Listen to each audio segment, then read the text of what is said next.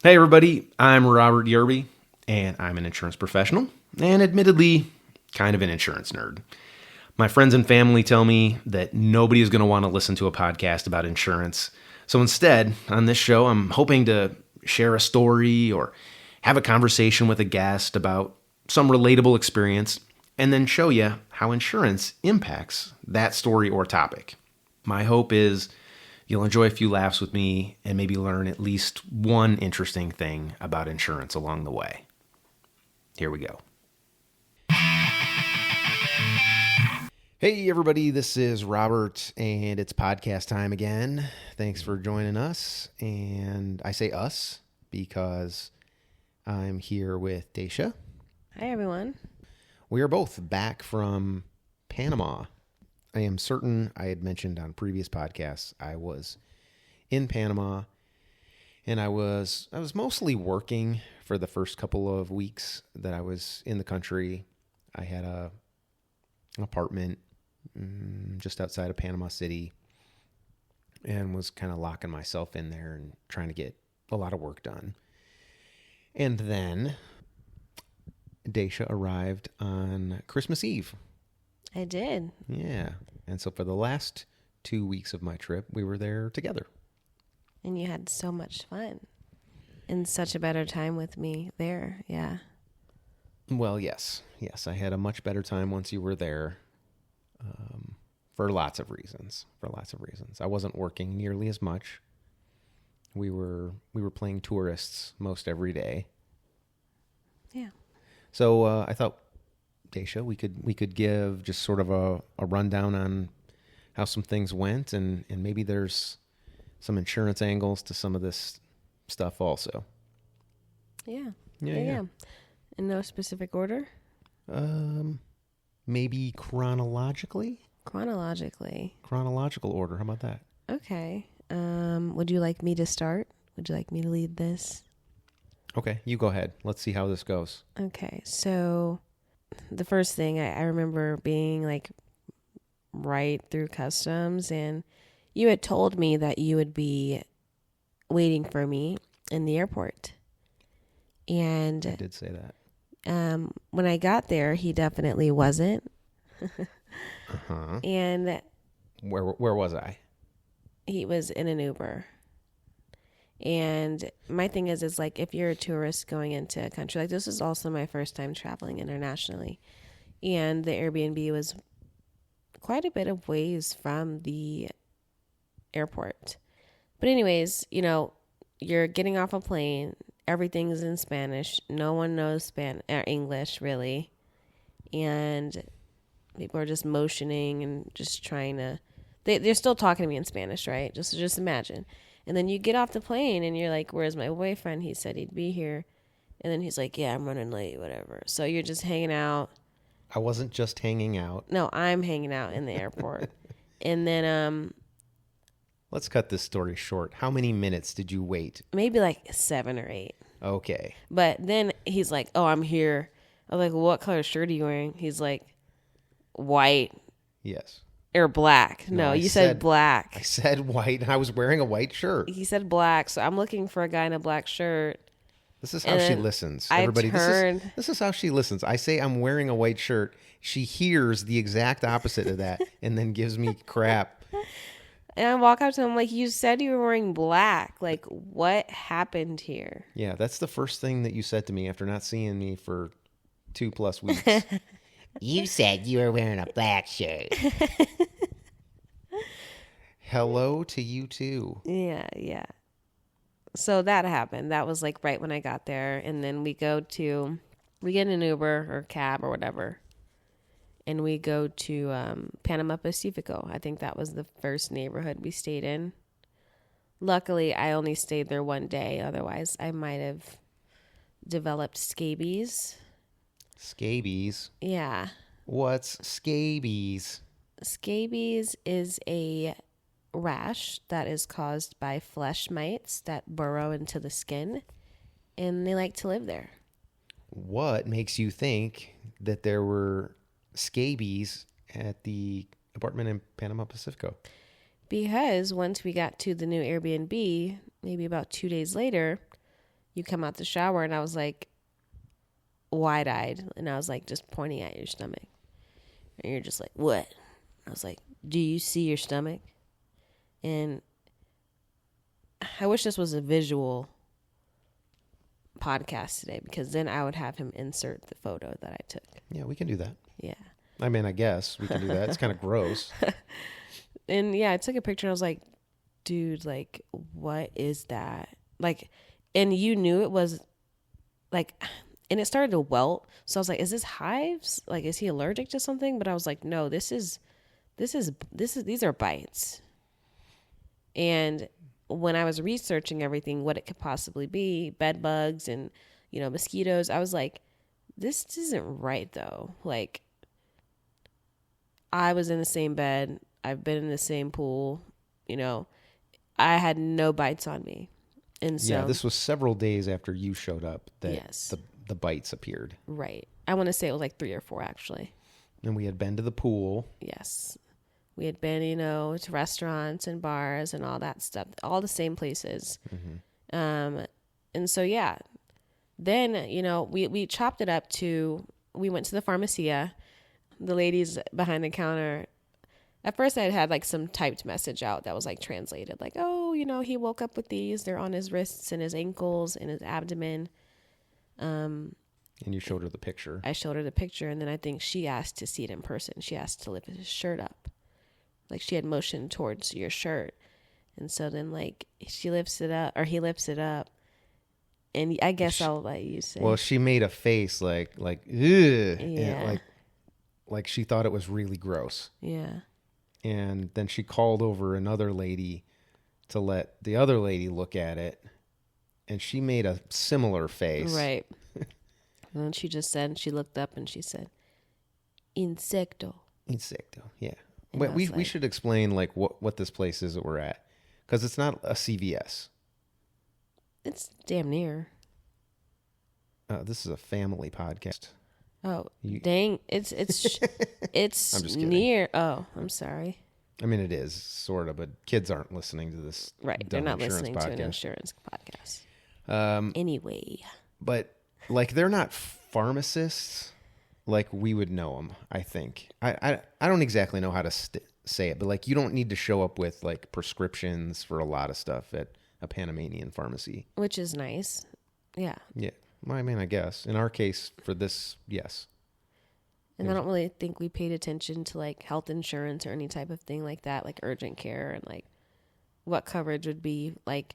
But yeah, it's nice to be able to just walk up to the pharmacy counter. Lift your shirt. Yeah. And they're just... Have a random lady be like, yeah, those are insect bites. Insecto. Yeah. It was almost like seeing a doctor in a sense. But okay. Anyways. What did she give us? She gave us like an insect, like anti-itch cream, right, which also had anesthetic in it. Mm-hmm. That was supposed to help like numb the pain. And then I asked like, tableta, like necesario? She's like, sí. So we got Claritin. So I pretty much came up with this concoction, right? So then, like, he takes the Claritin. He's putting the stuff on his bites, when we get back. And it's not really helping. Like, he was still pretty much complaining about being itchy. But what was interesting is, like, he didn't really have symptoms until I started pointing him out. Like, otherwise I wonder how that would have gone. But yeah, anyways, he was just itchy everywhere. Wasn't really helping. It was just kind of like barely alleviating it, it seemed like. And then I was just like, but after a few days of him doing that, I was like, this is not a mosquito bite. Like, you put anti-itch cream on mosquito bites. You know what I mean? Yeah. I was like, this isn't it. And so I'm just researching, right? Like, I had to come save the day again. So I'm like researching everything. And I was like, you know what? Like, these are like wrists and ankles is a very specific part of the body. It's also on one side. They're heat. They're giving off heat. They're giving off pain. And Chat basically told me, oh, that looks like scabies. And it made sense because it stays dormant in your body for 2 weeks until symptoms show. So it just kind of made sense that he had it and I didn't, right? Because we're still having direct contact every single day. So I was like, I'm going to get scabies. We're going back to the pharmacia and we're getting the scabies cream. And that's exactly what we did. And at that pharmacy also, we just kind of like told them what we wanted and they gave it to us. Mm-hmm. It's not like I lifted my shirt again and they diagnosed me. So I diagnosed him. Right. So, we started off, or rather we said, you don't need to go to a doctor and isn't that nice? Well, yes and no. It seems like we got the incorrect medicine for a while and wasted a few days that I could have been getting better if I had maybe gone to the doctor and seen somebody and had it diagnosed correctly. Perhaps. Aren't you suggesting that I was using the wrong medicine for 4 days? I think you were, but at the same time, that's also how some doctors treat, is ruling everything out by oh, you give them this, it didn't help, so we're going to try this. You know what I mean? There's a specific word for it that we were taught. Well, I was taught. But anyways. Okay. Yeah. So, I like that you can go, cause I'm pretty good. I have a health background. So I feel like I'm pretty good with being this is it. This is exactly what this is. So I would love the convenience of just being able to walk up somewhere and get whatever medication or topical I needed. Well, and I had the travel insurance, so I could have gone to the doctor. I could have gone to the doctor even without the travel insurance. This wasn't the kind of thing that I got the travel insurance for. Yeah. I don't know what a doctor visit would have cost. But I think one of the nice things about the insurance that I did have was I could have called them and be like, hey, I had these bites. Where should I go? What doctor should I see? And it was just easier for us to just stop at the pharmacia. So that's what we did. Yeah, the bites must not have been that bad. They must not have hurt that bad. They were terrible, actually. I'll take this opportunity to tell people, this was horrible. Let me also add, he did not start using this. We went from 3 different accommodations while we were there. This man did not get the scabies cream until the last Airbnb we were in. So mind you, he went through the first one whole time without being treated for scabies. Second one, well, I didn't whole have time. It. I didn't right. have it. I'm adding that in there because this is increasing my risk of developing scabies. Okay. All right. So yeah, that's the scabies story. He also got chiggers in Key West, but we won't get into that. Now we're at the second Airbnb.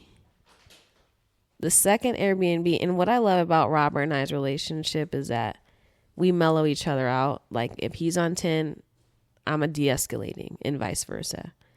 So switching gears here, we get to this high-rise Airbnb. Can I say the name of the community or no? Yeah, go ahead. So we were in Costa del Este, and the name of the establishment or whatever building, the high-rise building, was called Arcadia del Este. Now, beautiful Airbnb. I think we were on the 21st floor, something like that. Yeah, something like that. We get there. This check-in instructions, I think, were sent the morning of, maybe an hour before check-in. Right. Which Very made late. us a little nervous. Very late. And it was also a little ways from the Airbnb we left. So we were a little nervous about that, but... Oh, we were coming from the Hilton. Oh, right. Oh, so we stayed in 4 different accommodations. I want to correct myself. That was 4 different places. Yeah, we had to stay at the Hilton on Christmas Day. Right. So yeah, we get to Arcadia del Este, and there's a lobby on the first floor, and there's a lady up front, checking our IDs and making sure we are who we say we are, checking passports, and then she's like, "All right, you guys are good to go." We get up in the elevator, and we get to the room, and it just has this weird lock on it that I've never seen before. Right. But every door has it. So, yeah, we have the code, which is 4 digits that they gave us, I think. 4 to 6 digits, something like that. And I punch it in, and, it turns green, but, it's not allowing us to open up the door. So I'm pulling and yanking, maybe you got to pull and push and pull this thing. It was almost like an additional knob that was just like hanging off of the door inside the lock though. And then we go back downstairs. We have to. You went back downstairs. I stayed to try and basically like just knock the door down. Well, I and, like, thought put my shoulder into it and everything. Well, babe, I thought that when she started getting smart with us, I thought we both went down together. Nope, you're right. So yes, we both went down together with all of our luggage again. And we're like, hey, we can't get in a room. And she kind of like laughs like, well, you guys, like they gave you guys a video instructions, go to the listing. And so like, I'm pulling up the listing and I didn't even have to check the listing before I said, no, they didn't send us instructions. They just sent us no check-in instructions. They gave us a code. But she was basically acting as if they sent us a video tutorial, which the only video tutorial we had was to open and close the curtains. And so then she's like, oh, well, like then she kind of like felt stupid because she wanted to make us feel stupid. Like it was like, yeah, she was just being rude. Right. So then she kind of explained to us really fast. You put in the code and then you have to turn it 3 times. To the right. Yeah. And so we go back up there. With all of our luggage. Doesn't work again. And I started losing my mind. And at that point, I was just like, dude, like, I'm going to leave Robert here. I'm going to go get help from somebody else. And I'm not going to talk to that lady again because she's an a-hole. And she clearly didn't give us the right instructions. So there's this, couple. They look like they could be locals. I don't know. But I basically said, like door, like abre, like door. And I was like asking him for help. And he somehow was like, I was like, can you help me? And so he, like, we're just kind of like spitting out words. He's full Spanish speaker. I'm full English speaker. But I'm just trying to come up with what I can say. Him and his wife end up following me to my room or our room. And they end up telling us, you actually turn the knob to the left 3 times. And I was just like, that, I don't want to say it because this is a family podcast. This door was like putting a cheat code into a video game, the way you had to do it. You had to hit these buttons, super fast and then spin it. Yeah, it was a spin for sure. It was so dumb. And you had to lock it the opposite way too. The spinning reminded me of Golden Tee. What's that? That golf game at the bar where when you like tee off, you have to like flip the thing like super fast. This lock was stupid. Yeah. So okay, we finally get in. And it's fairly nice. It's really nice, actually. Yeah, when you first walk in, you're like, man, this place is super nice. I have a great view. Everything looks good here. And then you open up a drawer, and it's like there's nothing in it. It was like a show place, right? Like if you were to stage. like a staged home, spec home for sale, like you'd find like there's only the 2 plates that are, right there on the dining table. There's nothing else there. There was 4 forks. There's 4 spoons. 2 towels, mind. So 2 pool towels. And then there was 2 body towels and 1 hand towel. There was an extra hand towel. There was 2 hand towels. There's 2 bathrooms, so there was 1 towel in each bathroom. And we took the one from the other one. Yeah. No face towels. Yes, 0 face towels. And for someone like I like Robert's Airbnb because it's literally equipped for like women who like might want to take their makeup off. Like I can't take my makeup off. Like you guys have no other options. Now I have to go buy makeup wipes or go buy towels. I think they had 1 thing of paper towels on the roll. How long did we stay there, babe? 6 days? 6 days. It was half used too. Yeah. There was half a roll of paper towels. There was like shower gel and shampoo in one of the showers, not both of them. There was hand soap. And we ran out of shower gel damn near. Yeah. Because it wasn't even full. They gave us that quarter size like hand soap. Right. To wash our hands with. For 6 days. Yep. 2 people. And then we were just like, you know what? This towel situation is ridiculous. Let's reach out to the host and see if they're willing to bring us even a couple more towels. Because then, let's add, there's no washer, like laundry detergent. Like, let's say we just want to wash the towels every single day. They don't have any laundry detergent, which luckily we had some. But from the previous place. From the previous place, yeah. But it's just like, you guys aren't even really equipped. Like, if somebody's staying here long term, like, you're really expecting them to literally use everything or go out and buy everything. But the point of Airbnb is to be in someone else's home, and it should be equipped. Even a hotel has extra towels, endless towels. A hotel has, enough shower gel, shampoo and conditioner, and they have a hair dryer. I want to add, this place did not have a hair dryer, so we had to go out and buy a $90 hair dryer. It was missing. I mean, if it wasn't in the picture in the listing, it was not there. And so we reached out to them. How much was it? $14 a day per towel? No, it was going to be $16 for 2 towels. Per day? For the whole stay, but $16 for them to bring that. Oh, I thought it was per day. They said that they would bring soap, but they didn't. It just felt cheap. They have a really nice piece of property, and they cheaped out at every opportunity. I'm gonna put I'll put a link to the review that I left. That was a pretty funny time too, because as he's typing it out, I think you said, like, you should be embarrassed. Well, like, I left the public review, and I used up every single character that I was allowed. If they let you, write 2,000 characters, I used up every one. And then Airbnb lets you write a private note. And you were sitting next to me on the couch as I'm writing it, and I had just written, "You should be embarrassed." And I was like, "Babe, I don't think they're embarrassed." And I was like, "Yeah, you're right. You're right. They're not embarrassed." So after I had written, "You should be embarrassed," it was period. "You're probably not, but you should be." And then she's giggling at me, and then I sent it, and I don't think you thought I was going to send it. I mean, I felt like you would. Like, you're pretty, like, you take reviews very seriously, babe.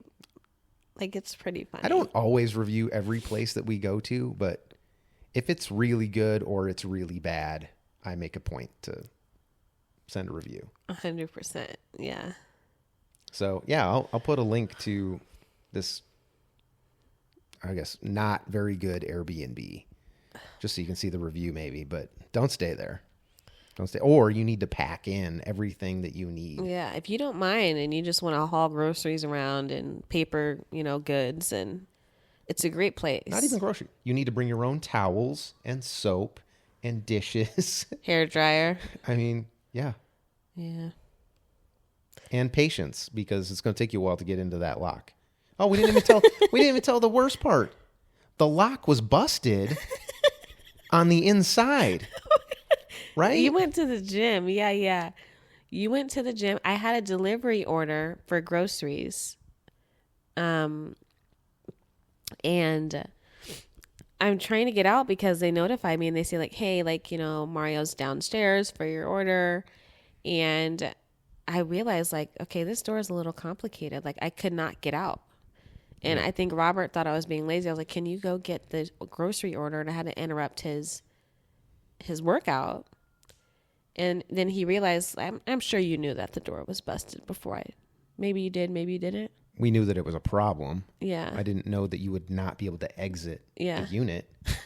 And you were like, it was funny because the insurance guy came on. You're just like this serious, like, you're like, "Yeah, this is a fire hazard." It's absolutely a fire hazard. You couldn't get out of the unit. Right. Like, and I think I still have a picture of the inside of the door where you can see, like, the lock has just been, like, smashed off with a baseball bat or something. So you lock it electronically from the outside, and the person that's inside the unit has no way to get out. Right. And yeah, that's absolutely a fire hazard. A huge safety issue. So then I told Airbnb about that, and they were like, the automated messaging reply. They're just like, "Thank you for letting us know. We'll look into this." And then the next day they sent me like $55 off or something as compensation for, potentially dying in a high-rise fire. Right. Anyway. Yeah. Also, we got to check out or experience, duty-free shop in the the duty-free the airport coming home. Yeah, let's tell that story. Well, I want to give a little background. Robert and I are gin enthusiasts, and we love gin. We like tastings. And we're always looking in bars when we go for dinner or date night. We're always looking at like if there's an interesting gin that we haven't tried. And as I'm sitting, there was a place that was highly rated called La Pulperia. And as Robert's in the bathroom, and I'm looking at the bar because like Robert does it. I'm like, I just tend to do things Robert does now because I'm just like a little mini Robert. So I was looking at the bar and I was like, holy crap, that's a limited edition Hendrix. I already knew it wasn't sold in the States. And it was Hendrix Amazonia. So as soon as he comes back, I'm like, babe, there's Hendrix Amazonia here. You're like, how'd you see that? Oh, yeah. You were impressed. It's like, look, we got to taste it. And we were drinking tequila. But we were like, we're not passing up this opportunity. Well, it was happy hour. We got the house margaritas. For $5 each. Yeah. It was a good deal. That was a good deal. And that was a good bar. And it was a good margarita. Yes. Yeah. Yes. It was a good margarita at a good bar. And yes. So you saw this gin. Yes. We tasted it. We liked it. And we just decided we're going to take it back. We want to get a bottle or couple and bring it back to the States. And so, yeah, as we were at the airport leaving Panama, we went into the duty-free store, and I think it was like $53 for this bottle. And I'll let you take over here because you were frustrated. So, So I'd never bought anything at a duty-free store before. I didn't realize the hassle factor on this. Yes, the price was $53, but the aggravation was way, way more than I wanted to spend. Okay. So we tell them that we want it, and now 2 ladies are working on ringing this up. one bottle. Yes, we just got 1 bottle. So they want to see our boarding pass. And of course, we're flying from Panama City to Miami and then back home to Phoenix. So we say where we're flying, and that confuses them.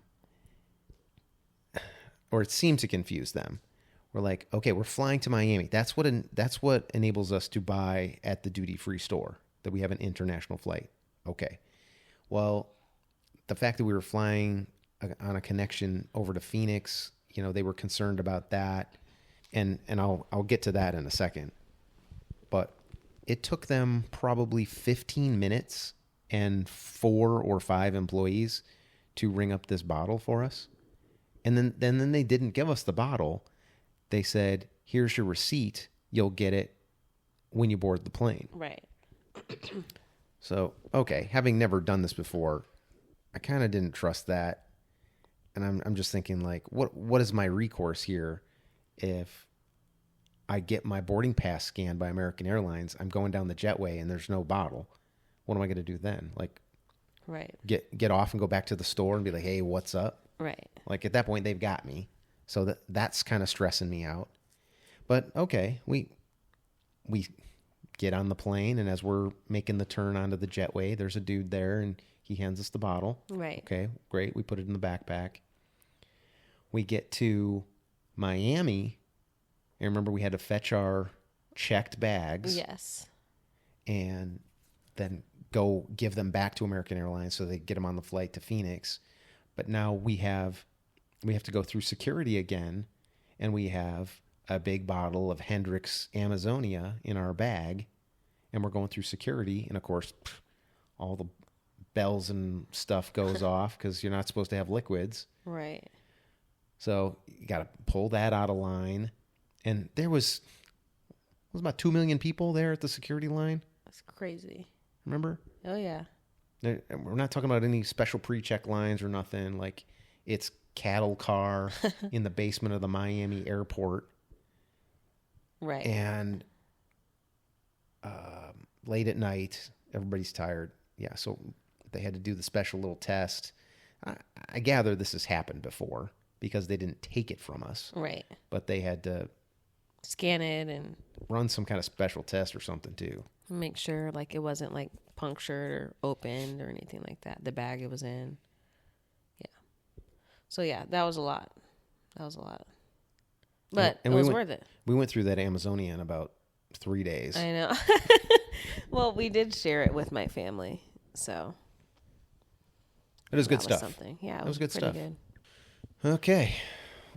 Well, Well, I also want to add, Okay. before we close out, the trip wasn't all bad things. Like, we did a lot of fun stuff. oh yeah, we shouldn't leave that impression. No, Yeah. it was fun. It was the best trip I've been on, and yeah, I would love to go back. I hope that we can go back to Panama sometime soon.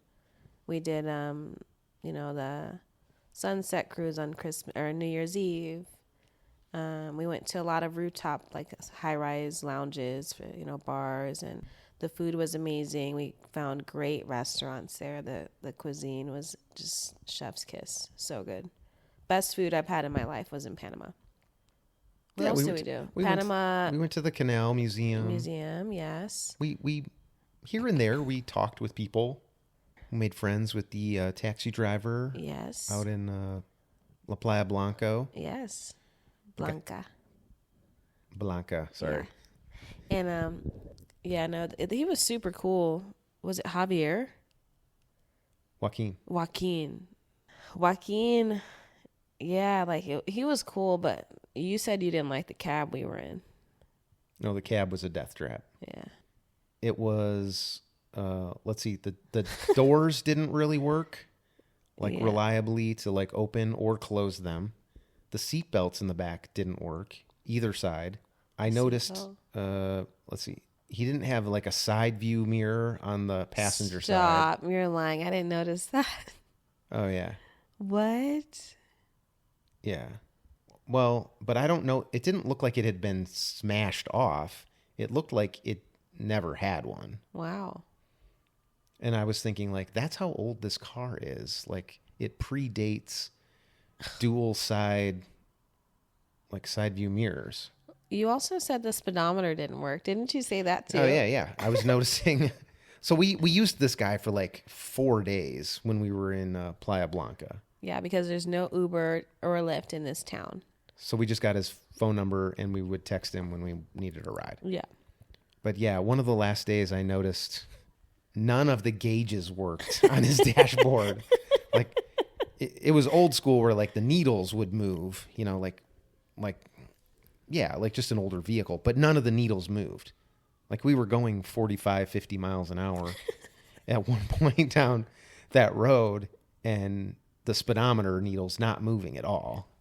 But you know what was interesting too is all of that was wrong, but somehow he managed to get a touch screen radio system. Right. Yeah. Yeah, the beats were jamming in that car. I can't. Yeah, he's got a little regular DJ booth there up front with him.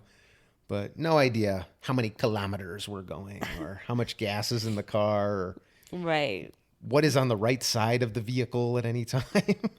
That was a mess. Well, hold on. Can we also talk about the Panama Uber drivers? They were making us nervous a lot. Remember the guy in Panama Pacifico when we left that first beach? Oh, yeah. He had to go all the way around. And he looked like a circus bear, in a tiny little car. But he was driving absolutely insane. It was so funny. It wasn't funny in the moment, but looking back on it, I would squeeze Robert's leg or arm super hard. Because, he was just flying. Yeah, I was taking blind turns at, 60 miles an hour. And we were in a tiny, tiny vehicle, a clown car. Yeah. I can't, but a lot of the drivers drove like that. They were just driving so fast for whatever reason. Yeah. But you're right. We shouldn't leave listeners thinking that we didn't have a good time or we didn't like it. We liked it. It was so we had fun. a good time. Yeah. It was a good time. I was going to say, with all the driving, I'm not sure what the insurance compliance rate is with drivers in Panama or the quality of the coverage. That crossed my mind. Obviously, we talked about the health insurance and the travel insurance with scabies and all that. But yeah, between between the scabies and the fire risks and the dangerous driving and dangerous vehicles, we had a really good time. 1,000%. 1,000%. Okay. All right. So thanks everybody for listening. I have exhausted my time for sure. Dacia, thanks for joining me. Thank you. If anybody listening happens to be a licensed insurance producer or adjuster and you need insurance continuing education, please visit bmfce.com. Check out our live webinars. No test required for credit. And hey, if you like the podcast, leave us a rating or a review, or maybe even forward an episode to somebody you know that's thinking about going to Panama, perhaps, some other international trip, or is just fascinated by insurance. We would really appreciate it. And I'll be back with another episode in just a couple weeks. Thanks, everybody.